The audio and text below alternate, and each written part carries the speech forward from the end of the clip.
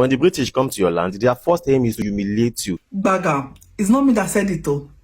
Listen to him. To disgrace you into subjection. It was done in Sierra Leone, where a king was flogged in the presence of his subjects. It was done in South Africa, where it was called apartheid. It was done to Jaja of Okpobo, and of course to Oba Ovonramwen Ogbaisi, king of the ancient empire of Benin. This is the tragic story of Oba Ovonramwen Ogbaisi. This is the story of the invasion of Benin Empire. Benin is the only Nigerian kingdom with the longest interaction with Europeans, but then that doesn't mean they had a cordial relationship. After what was done to Jaja of Okpobo, the Beninese feared that they would be next, and so they became hostile to the white people. It was no longer business as usual, and the British responded by invading the land. But they disguised it and made it look like the invasion was a response to what they called the Benin massacre. This is what happened. Since the Beninese could no longer trust the British, they closed trade with them and banned them from entering their land. This irritated the British, especially a particular colonial officer whose name was James Phillips. He decided, in the usual arrogance of the white man, to visit the Oba of Benin without invitation. Phillips was the acting consul general at the time. He sent a letter to Oba Ovonramwen saying he would visit him to discuss the opening of trade and to allow white men to enter Benin. So in January 1897, Phillips began traveling down to Benin, along with 6 other officers of the Niger Coast Protectorate, whose names are provided in the description of this video. These men carried boxes with them, and what was in those boxes were firearms. Oba Ovonramwen sent a messenger to Phillips saying that he won't be able to receive him at this time because he was in the middle of the Agwe festival. During this festival, the king is forbidden from setting eyes on non-Beninese, and foreigners are not permitted to enter into the land. The Agwe festival ceremonies was a month-long period of abstinence and spiritual purification. The Oba added that he will be able to attend to Phillips after this festival as long as Phillips came alone without any other white man. But Phillips said no and kept on going into Benin anyway. This made the Oba a little apprehensive. If Phillips meant well, why couldn't he just wait? And why couldn't he come alone as they have been doing in the past? 2 Benin officers, Ologbosere and Iyashere, were convinced that Phillips was leading an invasion, and they couldn't just sit by and watch this happen. They didn't want to suffer the fate of Jaja of Okpobo and Nana of Ishekiri. On 4 more occasions, messengers were sent to warn Phillips that was not a good time to visit the land. But the guy was set in his ways and kept on going anyway. Was he being arrogant or just plain stupid? Even the people in his entourage warned him to obey the Oba, but the guy remained stubborn. And it is important to note that this trip wasn't even approved by Phillips' superiors. Then the unexpected happened. Phillips and his men were ambushed by Benin warriors. They were all killed except 2 officers who escaped with wounds. This was what the British press tagged the Benin massacre. They made it look like the Oba of Benin had ordered the killing of peaceful British emissaries. There was no mention of the fact that the invasion of Benin was already a planned event. In February 1897, the British retaliated. They invaded the city of Benin and sacked it. Thousands of civilians were murdered. Hundreds of villages were burnt down. It may interest you to know that Hausa and Yoruba soldiers were used to conquer the Benin, but that's a whole story on its own, a story for another day. Oba Ovonramwen had to run into the bush. He became a fugitive, a refugee in the land where he was king. 2 days after this invasion, on February 20, 1897, the British started a calculated, systematic destruction of the legacy of the Benin Empire. This was when the artwork of the Beninese were looted. Another story for another day. After nearly 6 months of hiding in a bush, Oba Ovonramwen eventually tired of running and he surrendered himself to the British. Even in defeat, Oba Ovonramwen presented himself in a procession consisting of drummers, 20 wives, 10 chiefs, and 800 followers, and he was richly dressed in coral beads with a crown on his head. The Beninese are a proud people. Ovonramwen begged to surrender in private, but the British said no. The mighty king of the Beninese was derobed in public, his crown was removed, and he was made to bow to the white man in the presence of his subjects. The people shed tears. This part of their history still haunts them to today. Some noblemen of the empire even committed suicide after this sight. A particular chief called Obayuwana later killed himself by slitting his own throat. When Ovonramwen was convinced that he was going to be exiled, he fled into the bush again. A particular chief called Ojumo gave out his hideout after the British threatened to kill him and his family. Some historians claim that he wasn't threatened but bribed instead. Ovonramwen was captured a second time. He tried to bribe his way into liberty by offering to show the white men where he had kept his 20 ponchos of palm oil and 500 ivory tusks. These were treasures, but alas, the British had already found out where it was kept. Oba Ovonramwen became dejected. That was his last hope and it was now gone. He was tried on several occasions and shipped out of his own land. While he was being shipped, Oba Ovonramwen, a king of an empire, cried out for help like a peasant, but he was further disgraced by having his mouth tied. Ovonramwen was deported to Calabar, where he lived the rest of his life as a commoner. He died in 1914, the year of Nigeria's amalgamation. That was how the great empire of Benin was ended, and then it was absorbed into the colony of Nigeria. Olarotimi wrote a play about this. He presented the history just as it happened, including the part when the king was made to remove his crown. The play was titled Ovonramwen Ogbaisi, but the Beninese frowned at the play. They rejected it because it hurt their pride, and so they commissioned another playwright to write a play to their taste. This playwright was Ahmed Yerima, and he did the good job of presenting them with an edited version of the history. Thank you for watching.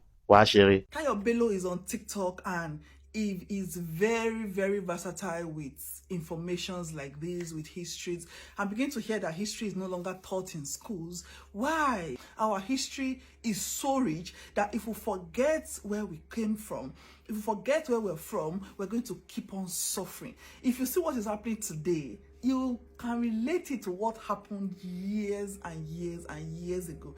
These things are not changing. I'm not trying to stir up any anger or anything, but it is important that we African people do not forget where we're from. It is important that we do not forget our source. I'm going to play this to my children. They are going to watch it. They are going to know their roots and the reason for some of the things that happened in the past. Please follow him. And please remember to follow my Facebook page, follow my TikTok, follow my YouTube, follow all my social media platforms. I found this extremely interesting, and I actually took permission from Tayo, and he said I can share with you. Thank you for watching, and just keep grinding.